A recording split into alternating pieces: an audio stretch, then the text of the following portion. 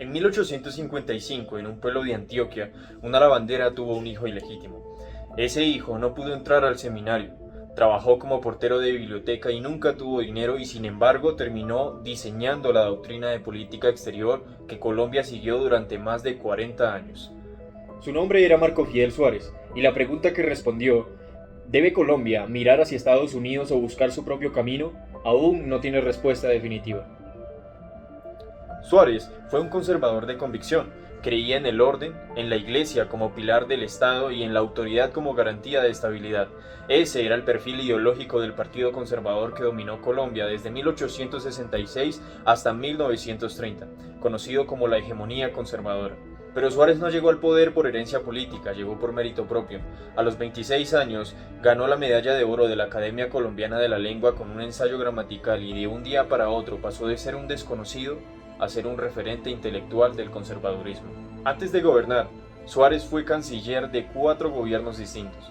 Nadie llegó a la presidencia colombiana con más experiencia diplomática acumulada que él. En 1918, a los 63 años, fue elegido presidente de la República como candidato del Partido Conservador. Para entender las decisiones de Suárez hay que entender el país que recibió. Colombia llegó a 1918 con una herida abierta. En 1903, con el respaldo directo de Washington, Panamá se había separado. El Congreso colombiano había rechazado el tratado que le daba a Estados Unidos el control del canal interoceánico. Washington no esperó y apoyó la independencia panameña y reconoció al nuevo Estado en 72 horas. Las consecuencias eran dos. Las relaciones con Estados Unidos estaban rotas y el país necesitaba dinero. Una indemnización de $25.000 millones estaba negociada desde 1914. El Congreso norteamericano no la ratificaba. Para Colombia, cobrar ese dinero no era un asunto simbólico, era el motor de arranque del Estado moderno. Y Europa, que era una de las alternativas diplomáticas, quedó destruida por la Primera Guerra Mundial. En 1918, la única potencia disponible en el mundo era Estados Unidos. Fue en ese contexto que Suárez formuló la doctrina que llevaría su nombre, el Res Pispolum, que en latín significa mirar hacia el norte.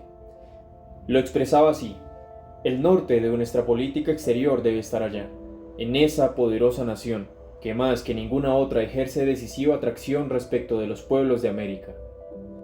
La idea era clara: Colombia debía orientar su política exterior hacia Estados Unidos, aceptar su hegemonía y construir desde ahí su relación con el mundo. Aquí está la paradoja que la historia suele olvidar. Suárez no era un admirador acrítico de Washington, era bolivariano en sus ideales, creía en la integración latinoamericana y la llamó armonización bolivariana, pero en la práctica eligió a Estados Unidos, no por admiración, por necesidad. Las élites cafeteras e industriales colombianas veían en el capital norteamericano una oportunidad de desarrollo, las potencias europeas no estaban disponibles, y el Estado necesitaba los 25 millones para funcionar. El Res Pispolum no fue solo una elección voluntaria, fue también el resultado de la debilidad estructural de Colombia frente a las presiones geopolíticas de su tiempo. Durante su gobierno, Suárez logró que el Tratado de Urrutia-Thompson fuera debatido en el Congreso colombiano y finalmente fue aprobado en 1921, y Colombia recibió los 25 millones. El impacto del gobierno de Suárez fue concreto. En 1918 creó el primer impuesto sobre la renta de la historia colombiana, la Ley 56, que aunque modesto en sus tasas iniciales, fue el punto de partida de todo el sistema fiscal moderno del país. Con esos recursos se financiaron carreteras en la costa atlántica y Santander. En 1919 sancionó la ley que creó la aviación como arma del ejército, sentando las bases de la Fuerza Aérea Colombiana. Ese mismo año, empresarios colombianos y alemanes fundaron Scatta, en Barranquilla, la primera aerolínea de América Latina, antecesora de Avianca. Con hidroaviones que aterrizaban sobre el río Magdalena, Suárez entendía lo que significaba un país fragmentado por la geografía. Pero su gobierno tuvo una contradicción central. Predicaba caridad cristiana y al mismo tiempo reprimió a los trabajadores que pedían mejores condiciones. En 1920, la crisis del café colapsó los precios y el dólar se disparó. La situación económica se agravó. Laureano Gómez, su copartidario conservador, lo atacó sin pausa en el Congreso. En noviembre de 1921, Suárez renunció antes de terminar su mandato.